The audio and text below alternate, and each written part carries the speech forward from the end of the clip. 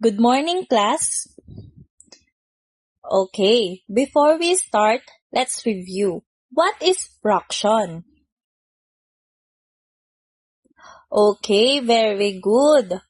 Next is, what are the two parts of a fraction? Okay, excellent answer, very good. So class, let's proceed the motivation. Okay. Class, imagine I have a pizza divided into 4 equals parts. So if I eat 1 part and my friend eats 2 parts, how much pizza did we eat altogether? Yes, very good. 3 parts. So today we will learn how to add fraction like that. Now, I present the lesson. Fractions with the same denominator are called similar fraction. For example, 2 by 5 and 3 by 5. Do they have the same denominator? Very good. Yes.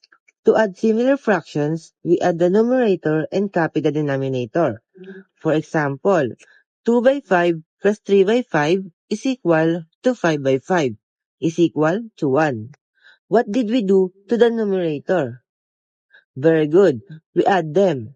And now, what happened to the denominator? Very good. It stay the same. Now let's try another example. 1 6 plus 2 6 is equals to 3 6. Very good. Next, 3 8 plus 4 8 is equals to 7 8. Excellent.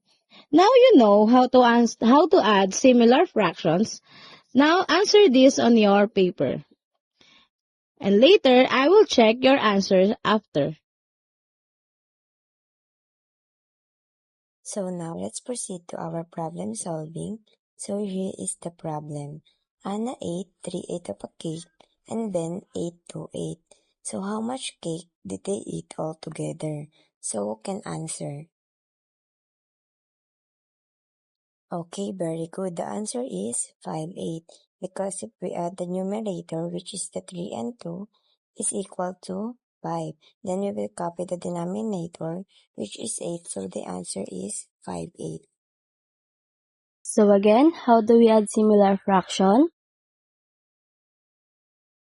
Very good. So class, always remember that when fraction have the same denominator, we simply add the numerator and keep the denominator the same. Is that clear? Dahil naunawaan nyo nga ang ating itinalakay, ay magkakaroon tayo ng maikling pagsusulit na kung saan sasagutan nyo ang 5 katanungan or 5 items na inyong nakikita. And we have also directions or panuto na kung saan sinasabi rito, add the following similar fractions. And now, pwede nyo nang sagutan o simulan ang pagsagot sa ating maikling pagsusulit. So mga anak, dahil naunawaan nyo ang ating aralin sa ngayong araw, magkakaroon lamang po tayo ng isang assignment.